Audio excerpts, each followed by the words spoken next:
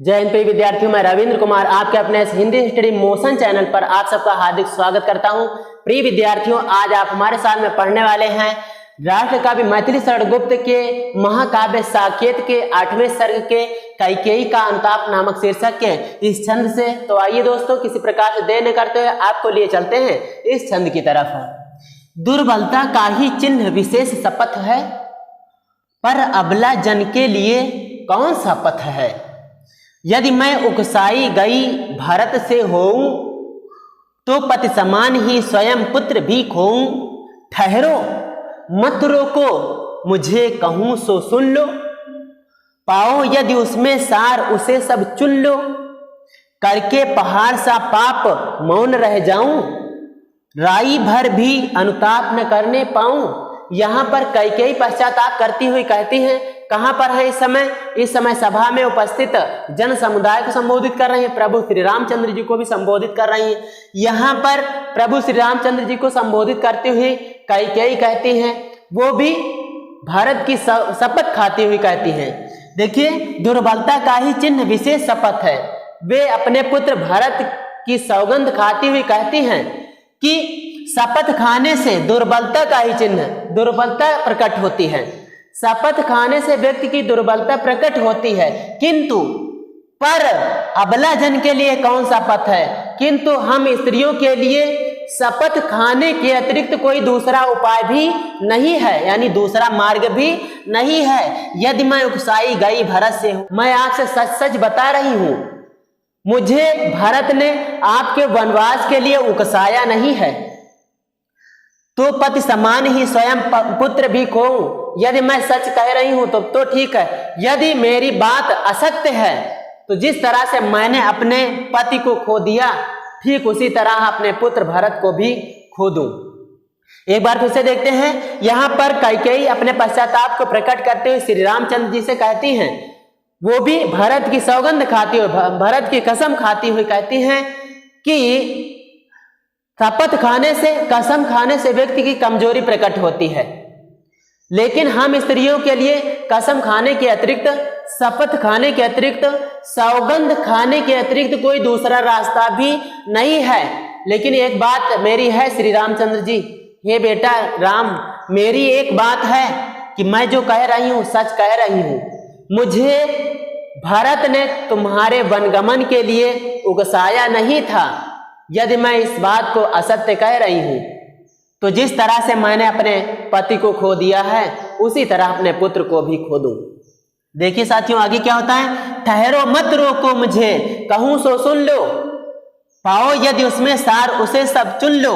ये कहती है कैकेयी कि ठहरो मत रोको मुझे, अरे मुझे कहने से यह कोई मत रोके, कहूं सो सुन लो। मैं जो कुछ कह रही हूं उस बात को सभी लोग सुन ले, यानी जन समुदाय को संबोधित करती हुए कहती है, वहां उस सभा को संबोधित करते हुए कहती हैं कि मैं जो कुछ कह रहा हूं उसे सब लोग सुन ले, मुझे कोई कहने से कुछ मत रोके। पाओ यदि उसमें सार, उसे सब चुन लो। यदि उसमें किसी को सार तक तो मालूम हो, यदि किसी को उसमें निचोड़ कुछ मालूम हो, तो वह उसे ग्रहण कर ले। करके पहाड़ सा पाप मौन रह जाऊं। भला ये कैसे हो सकता है कि इतना बड़ा पाप करके मैं चुप रह जाऊं। ये तो नहीं हो सकता, ये तो मुझसे सहा ही नहीं जा सकता। राई भर भी अनुताप न करने पाऊं, कि मैं रत्ती भर भी उसके लिए पश्चाताप न कर पाऊं। एक बार फिर से देखिए, यहां पर इस दूसरे वाले छंद में कैकेयी अपने पश्चाताप को प्रकट करती हैं, साथ साथ में उस सभा को संबोधित भी करती हैं। क्या संबोधित कर रही हैं? वे कहती हैं कि मुझे कुछ कहने से कोई मत रोके, मैं जो कुछ कह रही हूं उस बात को सभी लोग ध्यान से सुन ले, और उस बात में यदि किसी को कुछ सार तत्व दिखाई दे, सार तत्व यानी निचोड़ कुछ मालूम हो, तो उसे सब लोग ग्रहण कर लें। ये मुझसे तो नहीं हो सकता, ये मुझसे सहा ही नहीं जा सकता कि मैं इतना बड़ा पहाड़ का पाप करूं, अर्थात अपने पति को इतनी जल्दी स्वर्गवास भेजने में मेरी भी कोई कसर कम न थी, और उधर श्री रामचंद्र जी को वनवास भेजने में मैं ही अहम थी। तो मैंने इतना बहुत बड़ा पाप किया है, ऐसे बड़े पाप को करने के बाद में मैं चुप ही नहीं रह सकती। अरे ये कैसे हो सकता है कि इतना बड़ा मैं पाप करूं। और रत्ती भर भी यानी जरा सा भी पश्चाताप न करूं, ये तो मुझसे हो ही नहीं सकता। आइए साथियों हम इसके काव्य का सौंदर्य को देखते हैं। साथियों यहाँ पर भाषा है खड़ी बोली। कौन सी भाषा है? खड़ी बोली। और शैली है दोस्तों यहाँ पर प्रबंध है। कौन सी शैली है? प्रबंध। आगे बढ़ते हैं। रस है यहाँ पे करुण, चूंकि यहाँ पर करुण क्रंदन कर रही है कैकेयी। छंद है यहाँ पे सवैया। कौन सा छंद है दोस्तों? सवैया छंद है। अच्छा अलंकार यहाँ पे कौन सा? अलंकार यहाँ पे दो हैं, एक तो है उपमा, दूसरा है अनुप्रास। कौन सा? अनुप्रास। अभी बताते कहाँ पे है शब्द शक्ति दोस्तों। यहाँ पे अभिधा है, यहाँ पे लिख लेते हैं, ये हो गई अभिधा, और इसमें एक और है जो है लक्षणा। दो शब्द शक्तियां हैं यहाँ पर। गुण है यहाँ पर प्रसाद। गुण कौन सा है? प्रसाद गुण है। आइए इसके काव्य का सौंदर्य को एक बार फिर से देखते हैं और जल्दी से देखेंगे। यहाँ पर बोली भाषा है खड़ी बोली, शैली प्रबंध। प्रबंध शैली वहां पे होती है जहां पर कोई बड़ी घटना का वर्णन होता है। यहाँ पर किसी बड़े चरित्र या बड़ी घटना का वर्णन आज से अंत तक मिलता है, वहां पर प्रबंध शैली होती है। रस करुण है, इसका स्थायी भाव शोक होता है, जहां पर शोक नामक स्थायी भाव विभावन भाव संचारी भावों से संयोग करके जिस रस की निष्पत्ति होती है वहां पर करुण रस होता है। अर्थात जहां पर शोक नामक स्थायी भाव विभाव अनुभाव और संचारी भावों से संयोग करता है तब जिस रस की निष्पत्ति होती है उसको करुण रस कहते हैं। छंद यहाँ पे सवैया। सवैया का एक भेद है क्योंकि सवैया के कई भेद होते हैं। अलंकार यहाँ पे उपमा है, आप देख रहे होंगे पहाड़ सा पाप, पहाड़ जैसा। यहाँ पे उपमावाचक शब्द भी आ गया है, यहाँ पर उपमा अलंकार हो गया है। अब इसकी विशेषता होती है जहां पर उपमेय में उपमान के साथ साधारण धर्म के स्तर पर समानता यानी बराबरी बतलाई जाती है, बराबर स्थान दिया जाता है, वहां पर उपमा अलंकार होता है। अनुप्रास अलंकार देखें, आप देख रहे होंगे यहाँ पर अनुताप न करने पाऊं और यहाँ पे जाऊं और पाऊं अंत में मिल रहा है, सुन लो चुन लो अंत में यहाँ पर भी मिल रहा है। और भी अगर देखेंगे तो इसमें बहुत सारी जगह पे आपको अनुप्रास मिल जाएगा, यानी जहां पर कोई वर्ण की आवृत्ति हो रही होगी। क्योंकि इसकी विशेषता होती है जहां पर किसी वर्ण की आवृत्ति हो रही होती है वहां पर अनुप्रास अलंकार होता है। शब्द शक्ति अभिधा और लक्षणा है। अभिधा शब्द शक्ति वहां पे होती है जहां पर जो कुछ कहा जा रहा होता वही अर्थ निकले, यानी शाब्दिक अर्थ निकले, उसको अभिधा कहते हैं। उस जो अर्थ निकलता है उसको अभिधेयार्थ कहते हैं या मुख्यार्थ भी कहते हैं। दूसरी शब्द शक्ति होती है लक्षणा। जब जो कुछ कहा जा रहा तो उन शब्दों में वो अर्थ नहीं निकलता तो लक्षणा शब्द शक्ति होती है। गुण है दोस्तों यहाँ पे प्रसाद। प्रसाद गुण वहां पे होता है जिस काव्य के पढ़ने या सुनने से हृदय शांत हो जाता है या हृदय प्रसन्न हो जाता है, हृदय निर्मल हो जाता है, वहां पर गुण प्रसाद होता है। दोस्तों आइए हम अगले वाले छंदों की तरफ आपको लिए चलते हैं। तो दोस्तों आइए देखते हैं अगले छंद को। सी नक्षत्र ससनिशा ओस टपकाती, रोती थी नीरो सभा हृदय थपकाती, उल्का सी रानी दिशा दीप्त करती थी, सब में भय विस्मय और खेद भरती थी, क्या कर सकती थी मरा मंथरा दासी, मेरा मन ही रह सका न निज विश्वासी, जल पंजरगत अब अधीर अभागे, ये ज्वलित भाव थे स्वयं तुझी में जागे।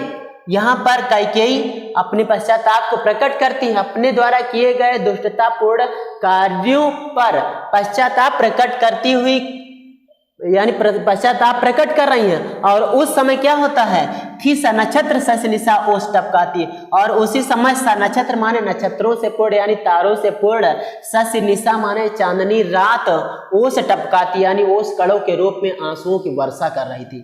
जिस समय कैकेयी पश्चाताप के आंसू बहा रही थी, जिस समय कैकेयी अपने द्वारा किए गए बुरे कार्य के प्रति पश्चाताप प्रकट कर रही थी, जिस समय कैकेयी अपने द्वारा किए गए दुष्टतापूर्ण कार्यों के प्रति पश्चाताप प्रकट कर रही थी, उस समय तारों से पूर्ण चांदनी रात ओस कणों के रूप में यानी ओस की बूंदों के रूप में आंसुओं की वर्षा करती हुई प्रतीत हो रही थी।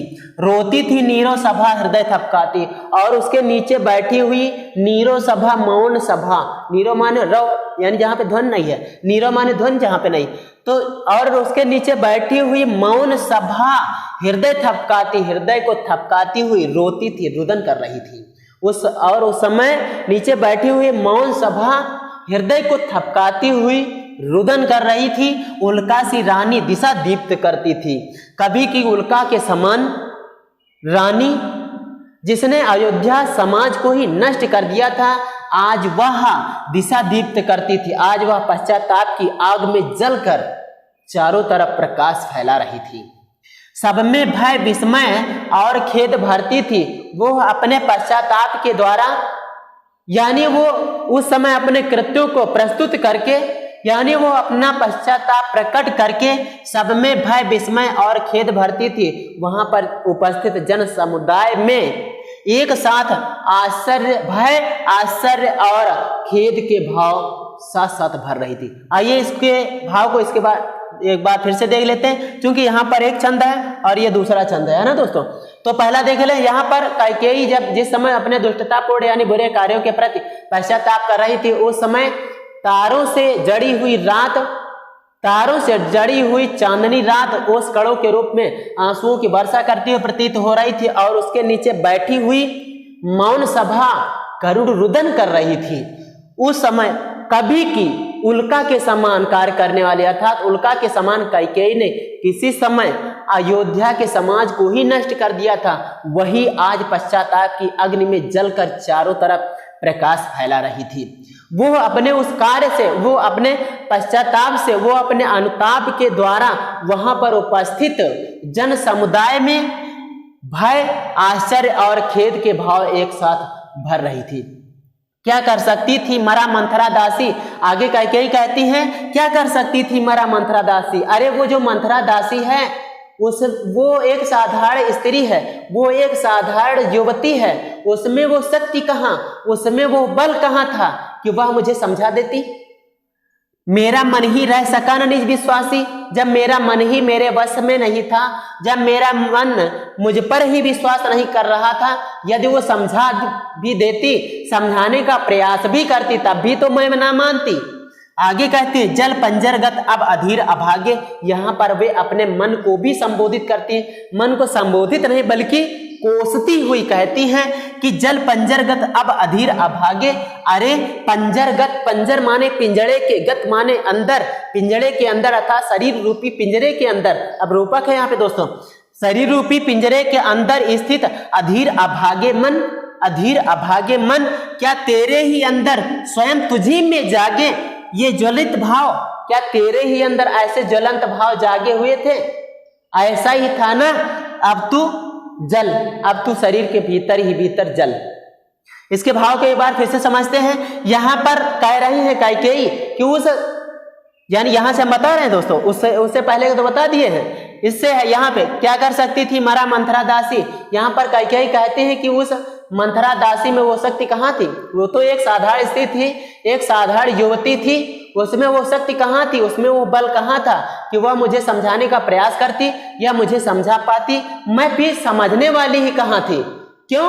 क्योंकि जब मेरा मन ही मेरे वश में नहीं था, जब मैं ही अपने वश में नहीं थी, जब मुझे अपने पर ही विश्वास नहीं था, तो मैं भला उसकी कहाँ मानने वाली थी?